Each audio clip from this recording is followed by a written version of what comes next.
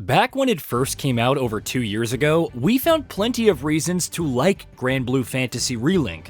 Along with being a generally fun, if often mindless, action RPG with fantastic presentation and plenty of polish, it was also a great way for newcomers to get into the long-running Granblue Fantasy franchise, which, among other things, also includes games in the fighting genre. With the base game being fun enough, there was plenty of excitement about the sort of new content that would come with the Endless Ragnarok expansion.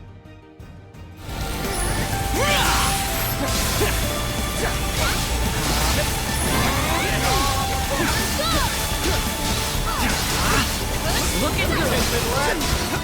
Breaking leg!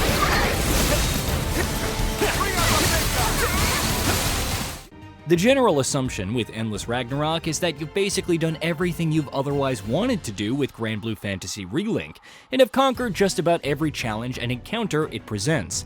With that in mind, Endless Ragnarok brings in quite a bit of new endgame content for players to tackle.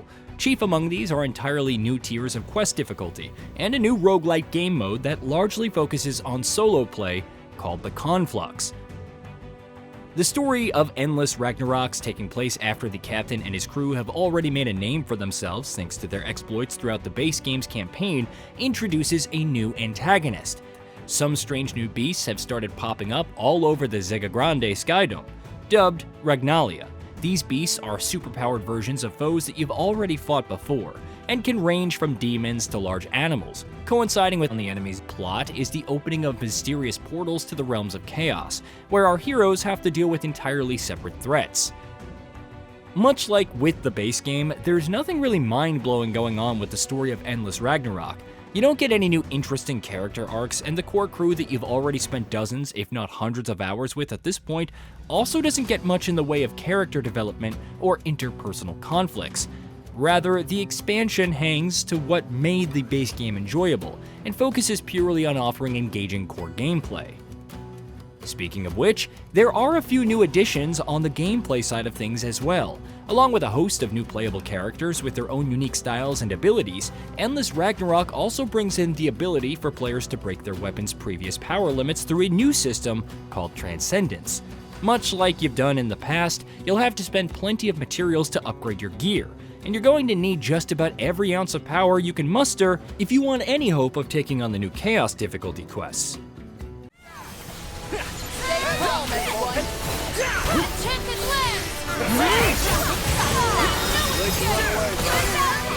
Go get him! Back in the game! Armor break!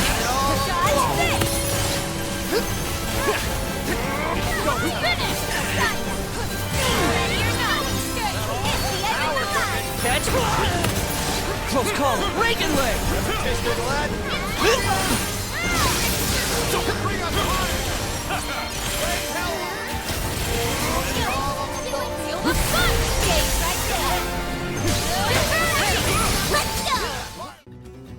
Many of the expansion's quests are set to Chaos, with more seasoned players also getting access to even harder versions of the same quests. Throughout Chaos quests, you'll have to take on a host of Ragnalia enemies, and while they might look familiar on the outset, just about every single one of them has entirely new moves that will put your character loadouts and coordination to the test.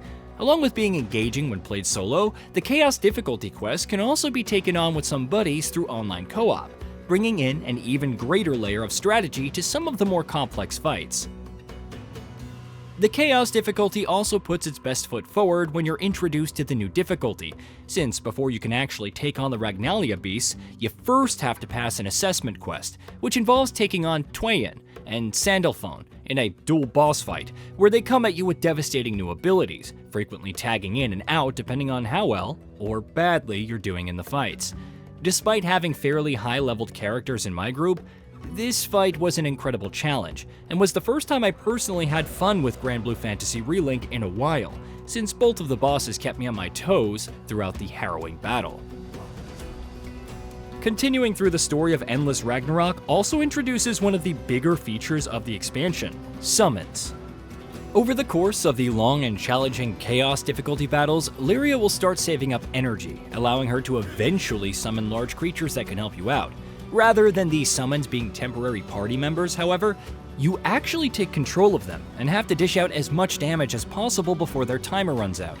Lyria can also join in on your full team attacks with her own summon-based one, dealing a massive amount of damage with an animation that, while not out of place for something like Granblue Fantasy, definitely feels over the top in the best ways possible.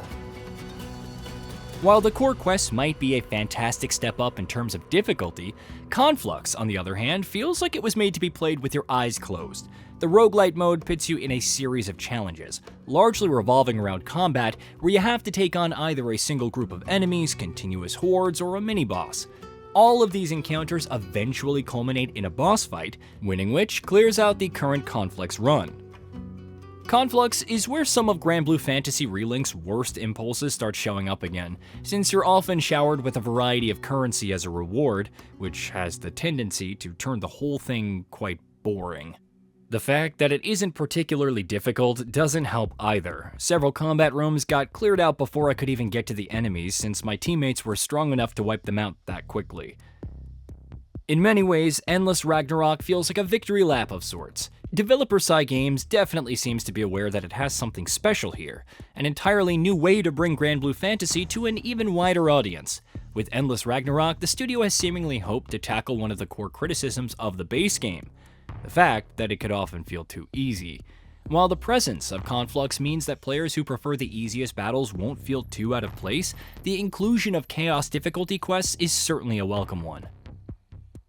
The studio has also been improving its boss fight designs in interesting ways, taking a cue from endgame raid bosses from MMORPGs like World of Warcraft. The Ragnalia beasts in Endless Ragnarok also tend to feature moves that require an active coordination between a player and their teammates to avoid. Thankfully, none of the fights in the expansion can completely wipe out your team in a single hit, assuming you're not egregiously underleveled for the quests. However, I would like to see Cygames take the core idea of chaos difficulty even further in the future. Granblue Fantasy Relink is at its best when it isn't just a mindless button-mashing action RPG, and Endless Ragnarok provides further evidence of this fact. The chaos difficulty quests and new progression paths do a lot to breathe in new life to a game that's well over 2 years old at this point, and the expansion has also made the base game feel a lot more complete just by existing. This is essentially the game in its best form yet. Hey, did you know that we at GamingBolt upload new videos every day? Stick around, drop a like, subscribe, and hit that bell. And let us know what kind of content you'd like to see in the future with a comment below.